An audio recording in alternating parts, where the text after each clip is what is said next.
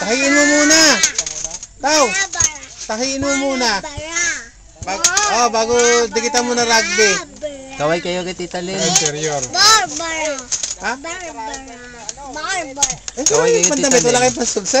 Ano, sama. Kate. Kung makabili kayo doon sa mga bangkalesindan na ano, kunti lang, ulit 5 piso, 10 piso, mabili kayo yun, 5 piso eh. Allen.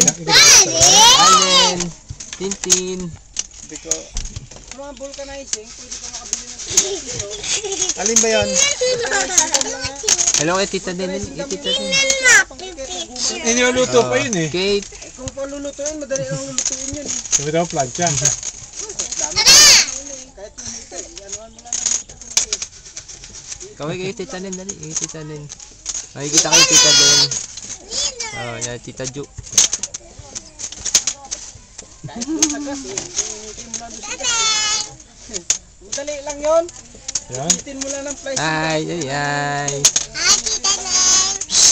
Carla, huwag niyo paglaro ng ipa. Huwag yan. Maraming laruan ninyo paglalaruan ninyo. Mamaya, papakita ko sa inyo. Kailangan matutunan ko yung temperature. Yun doon. Alam mo, Kaya nasan sila. Tingnan natin dyan eh. Tayo. Basta titignan ko. Yung schedule ng ano dapat. Na ganyan mura from day 1 to day 31 eh. Kaya magsabi na kailangan yung para kung wala ka, masundan nila tawid para mapag-aralan naman natin. Hindi pwede, sikreto nasa kanya eh.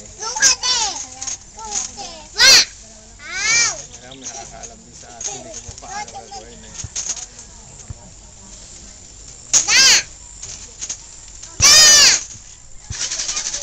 Manong alam na tayo matapos ng punta na eskwelahan.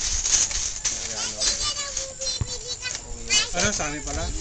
Kailangan patungan ng mga dalawang pato na habang baba talaga. Baba. Yung gano'n din eh. Eh kung halog na kayo, dalawang pato, hindi tatlo na lang siguro natin para hindi na tayo maglagay ng barbed wire. Gano'n. Oo. Yung tatlo yun na, pwede na, pwede na magano'n. Hindi na tayo maglagay ng barbed wire. Hindi gawin tatlo na, para ng barbed wire. Ano na yan? Yan. Hindi, pag ito, sini eh, pagkatapos bago sunod na natin. Oo.